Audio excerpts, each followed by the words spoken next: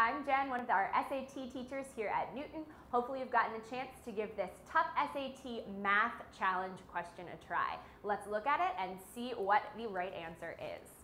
All right, Lydia and Isabel start at point A. Lydia walks 3 yards north and 4 yards east.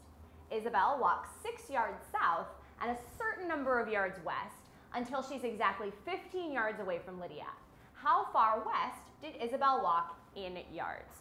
So the first thing I notice here is this is an awful lot of words for a math question, right? And one of the things that the SAT will make you do is translate English into math. So let's see if we can get rid of some of these words and get this into pictures, numbers, things we can work with as a math question. So let's see if we can draw this out. What does their path actually look like? So we know they start at point A. So here's point A. Here's their starting point. Now I know that Lydia walks 3 yards north. And remember, if you get confused on the compass directions here, whenever I deal with one of these questions, I like to always just draw myself a little compass to remind me. And I learned it, if you go clockwise, never eat soggy Wheaties. That's how I remembered north, east, south, west, in that order. You know when you eat Wheaties and they get left over in the bottom of the milk and they get all soggy and disgusting? Gross. So it's a good piece of advice and a good way to remember your compass directions. So now I can just follow my guide here. Lydia walks 3 yards north. So let's give that a 3. And then she walks 4 yards east. Okay, cool. So there's Lydia, right? Lydia's at this point here. Now Isabel walks 6 yards south. And remember, she's starting at point A too. So we'll go back to point A. And Lydia goes 6 yards south and a certain number of yards west. So we know she's going this way, but we don't know exactly how many yards. So let's just label that X, right? X is our variable, it's our unknown, it's our certain number of yards. Okay? And then here's Isabel. Now, what else do we know? We know that Isabel and Lydia are exactly 15 yards away from each other. So this distance here is going to be 15. But now, this looks kind of like a complicated shape to deal with. Can I get this any simpler? Can I make it easier for myself? Well, I know this length here, right? I know the length north to south between Lydia and Isabel. That's 9, right? It's just 6 plus 3. So then, if I can find this length up here, I've got myself a nice right triangle, and that's a lot easier to deal with than this mess of 2 triangles here. Okay, so I know this is 4, and what's this dotted line here? It's going to be the same as X. So now let's clean this up a little bit. What I actually have here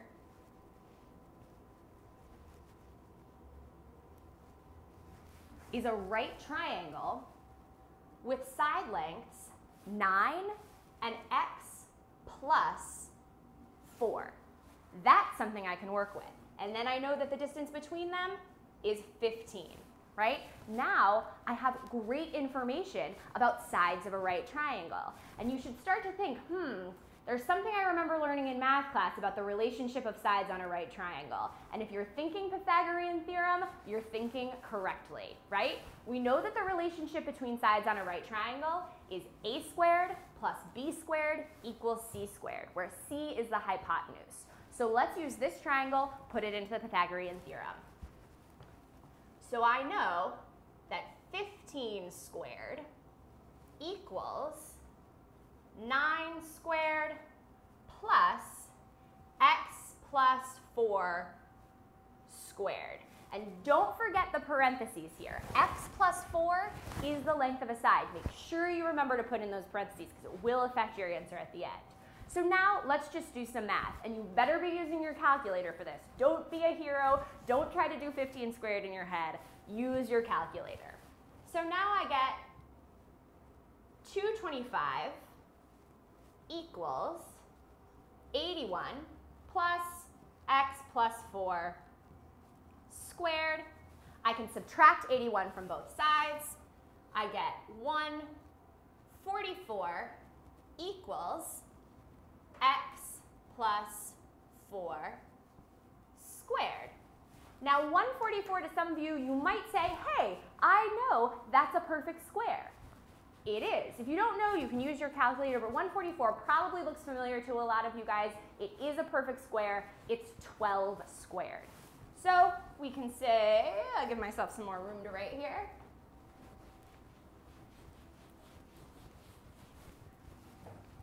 I just take the square root of both sides. I had 144 equals x plus 4 squared. I take the square root of both sides. I get 12 equals x plus 4. Easy algebra. X equals 8. Okay? And remember, my x from my initial picture was just the distance that Isabel walked west. So there's my answer. I'm done. And look what I've got over here. Answer choice B is in fact 8.